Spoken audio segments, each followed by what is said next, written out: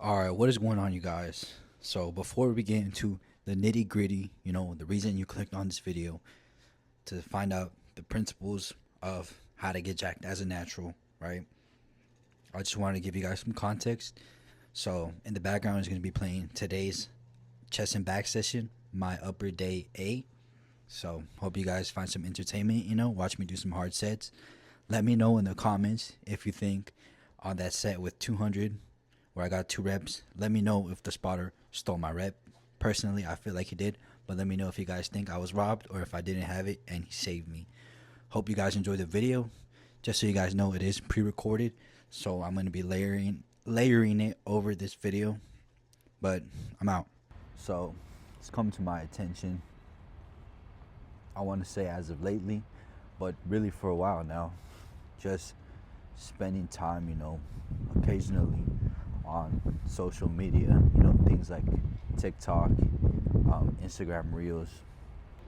People are trying to make, the process of getting jacked, you know, putting on muscle, putting on size, growing and changing your physique, well,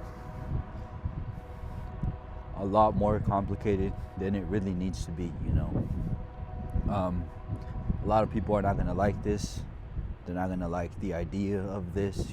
They're not gonna like me saying this because it's gonna challenge a lot of what they believe.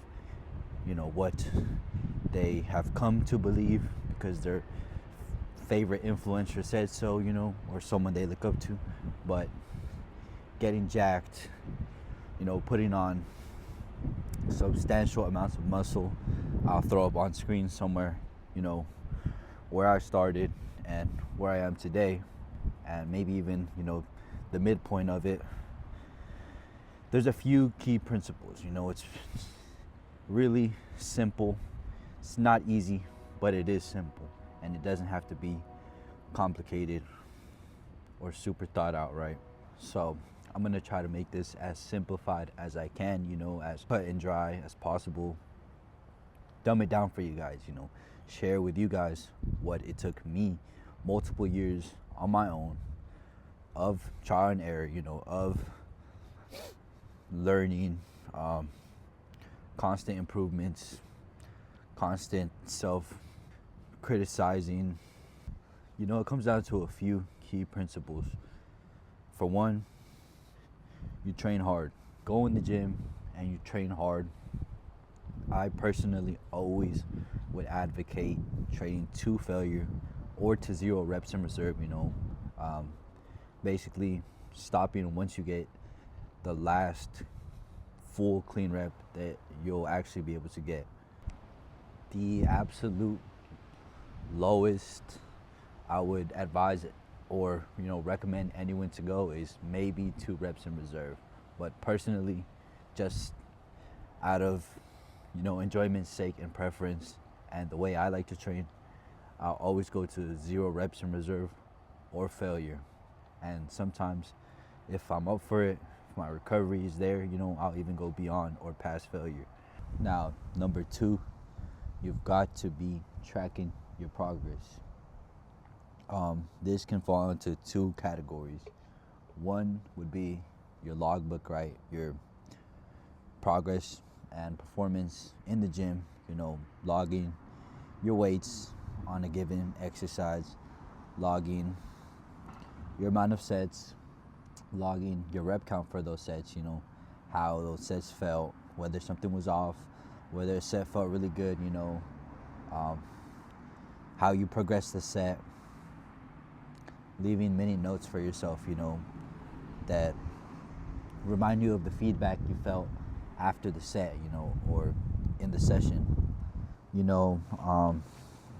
look at your logbook. Let's just say last session I hit hack squats. I hit 3 plates for 9 reps, right? And then the session after that, I hit the same 3 plates, but I dropped down to 6 reps, right? Okay. What does that tell me? Well, it could tell me a few things, right? My recovery might have been off. So maybe I wasn't eating or sleeping enough to recover for the demands I'm putting on my body and on myself. Maybe my setup was bad that day, you know. Maybe I rushed my sets. Maybe I was just super fatigued. That falls into being under recovered, right? But let's say the session after that, I hit those same 3 plates, but I go from 9 reps or 8 reps to 10, 11, 12, right? I add a couple reps, or maybe I managed to add, 5 pounds on the hack squat, and I'm able to keep the same rep count. Maybe even beat it, right? What does that tell me? Okay, that tells me, my recovery is on point, my performance is on point, every other factor being on point allowed me to make that progress. Granted that execution stays the same, execution stays the same, form stays the same. Granted, all those variables stay the same, that shows me I made a progression and I'm on the right track, I'm growing, and the growth is allowing me to progress, It's not making it easier, but it's allowing me to do more with the same amount of effort, right? Now, the second form of tracking your progress would be scale weight, right? The weight on the scale, your body fat percentage. Let's say you're in a surplus, right? You're trying to bulk up, okay? Let's say you start to bulk, you weigh 185 pounds, right? And your goal is to gain a pound of body weight a week. So you weigh yourself on a Monday, right? You get 185 on the scale. The next Monday, you weigh yourself again. Same time of day, same variables, on an empty stomach, maybe with 1 meal in, a little bit of water. And, 1 week is just an arbitrary number. I would probably wait 2 weeks myself, maybe even a month. But for my earlier stage guys, more beginner to intermediate guys, once a week would be a good time frame to weigh yourself again, be able to see if your weight is going up or down, and to see if, your surplus is working, you're eating enough to not just maintain, but to make that small gain you're trying to make, in this case, 1 pound per week. Now, me personally, maybe I shouldn't be saying this. I know this will work for a few people, and I'm sure a few people already do this, but I don't use scale weight. I use the mirror, because I know my physique so well. I look at it so often that I could notice the smallest changes, the smallest improvements. I could notice when my delts are looking this much bigger, when my biceps are looking this much bigger, my chest is looking this much fuller. Now, like I said, I wouldn't recommend this to 90% of people. I would wait until you're dialed in on everything, and you have been for a good 1 or 2 years. So, like I said, so far, what have I said? We train hard, right? We train hard. That's number one. Number two is we track progress. We track our progression or lack of. Number three is you eat towards your goals. Now, what does that mean? In a surplus, you eat in a surplus, right? You eat above your maintenance, what your body will use, given your level of activity, which is person to person dependent, depends on your height, depends on your age, depends on your level of activity. If you're 22 and you play football, you're going to be at a different maintenance, different amount of calories you have to eat just to maintain the body weight you already are than a 40-year-old guy who sits behind a computer all day, right? Now, obviously, this sort of ties back into point number 2. All of these really, in the grand scheme of things, tie into each other, but that should go without saying, right? But back to point number 3, eating towards your goals in a deficit, right? In a deficit, you're going to be eating below your maintenance calories. You might be eating a little bit more protein just to be safe, You should, just to keep it short, you eat towards your goals, you fuel yourself properly, you do your absolute best to not miss your meals, not miss your macros, and if you're mindful enough, I highly recommend it. You also track your micronutrients and you make sure to hit those as well. Now, the last and final point is going to be your recovery. Your recovery. What does your recovery consist of? Well, it consists of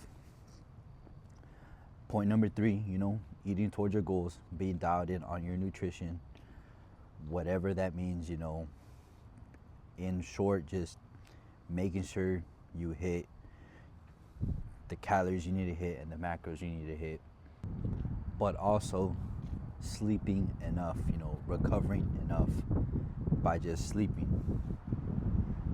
I highly recommend, you get your 8 hours in minimum, but if you feel better and more recovered by sleeping 9, by sleeping 10, do that.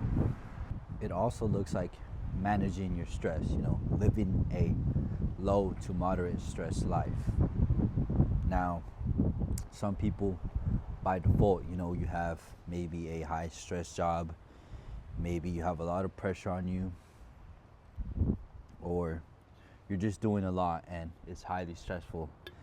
So if that's the case, but even if it's not, you should be doing things actively to try to reduce and manage your stress, So do things you enjoy, relax every once in a while. Maybe go out to eat, spend some time with your friends, spend some time with your family, go for a walk, put your phone down, read a book, eat foods that you enjoy. I can't say just one thing because it's a multitude of things, and honestly, it can be different for everybody. What helps you feel less stressed out, what helps you relieve stress, what helps you just relax. Now, like I said, obviously, all 4 of these things tie into each other. They are separate, but they all come together for one thing, to get you the absolute best results that you can.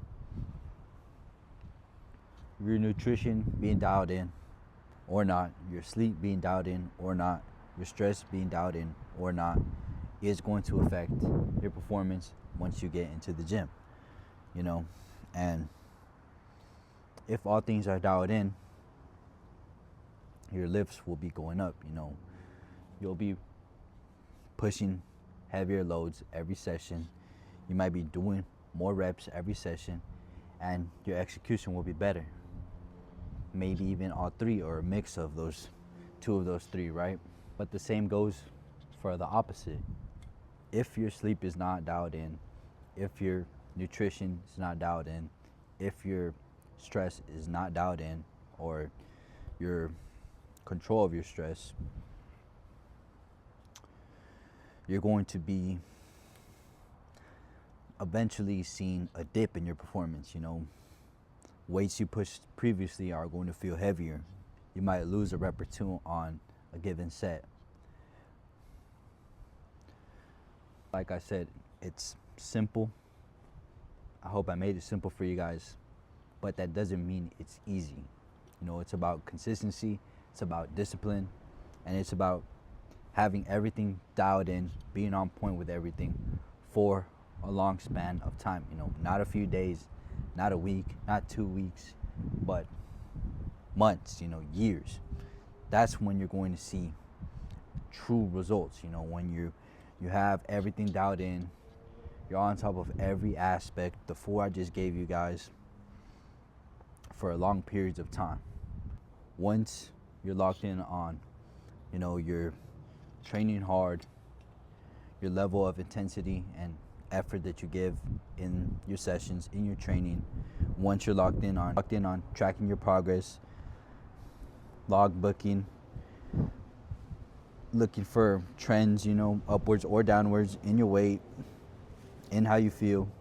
Once you learn and implement ways, you know, to mitigate your stress, to lower it, to try to avoid being highly stressed, right? And once your recovery is dialed in, you know, which is a mix of your nutrition, your sleep, and somewhat your training, you know, not overtraining, only then will small tweaks like exercise selection, you know, looking at resistance patterns, or looking at resistance paths, you know, your split, playing with volume. Only once you have the 4 key principles down, you know, that are actually going to be 90% of your results, the rest is just icing on the cake. That's what's going to give you that last, you know, 1, 2, 3, 4, 5% that's really going to take you to that next level. But you know, you see a lot of guys online nowadays, especially younger guys, science-based lifters, they're focusing on the minuscule variables, you know, that last 5-10% before even getting down the baseline, you know, the foundation, the 90%. And you know, the results speak for themselves. I'll leave it at that. I don't want to necessarily put others down, you know.